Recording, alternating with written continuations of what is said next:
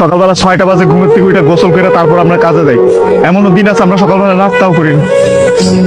রাতের 8টার পরে আসি কাজ থেকে, আইসা যে খানা খাবো ওই শক্তিটাও থাকে না, সেখানে আমাদেরকে রান্না করে তারপর খাইতে হয়। আমাদের কোনো ছুটি নাই। একদিন আমরা ছুটি পাই, ওই দিন আমরা ঘর গুছাইতে, কাপড় ধুইতে, এটা সেটা করতে করতে চলে যায়। কাপড় ধোয়ার জন্য যে মানুষ রাখলে তো টাকা যাবে, বেতন দিতে হবে ওদের।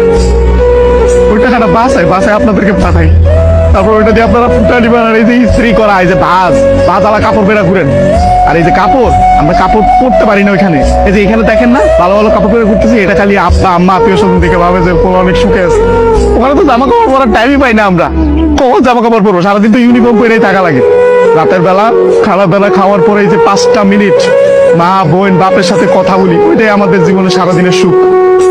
সারাদিন কষ্ট করে ওই যে 5টা মিনিট মায়ের সাথে কথা বলবো, এটার জন্য 16 ঘন্টা 18 ঘন্টা করে আমাদের চাকরি করা হয়। বুঝবেন না আমাদের কষ্ট। আমরা হয়েছে পৃথিবীর সবচেয়ে বড় মৃত্যু, কারণ আমরা উঠতে উঠতে মিথ্যা কথা বলি। মা যত জিজ্ঞেস করে বাবা খাইছ না, বলি খাইছি। কি বলবো, মারা তো বলতে পারবো না। মা যখন জিজ্ঞেস করে কেমন আছিস বাবা, বলি ভালো আছি। অসুখ হইলে ডাক্তার দেখাই না, ডাক্তাররা অনেক টাকা দেওয়া লাগবে। মা জিজ্ঞেস করবো আমার ডাক্তার দেখাইছিস, ওষুধ খাইছিস, বলি যে খাইছি। কিছু বলার নাই তো, মিথ্যা বলুন ছাড়া কোনো উপায় নেই। আমাদের মতো মৃত্যু কার কেউ নেই, আমাদের কোনো ঈদ নাই ভাই।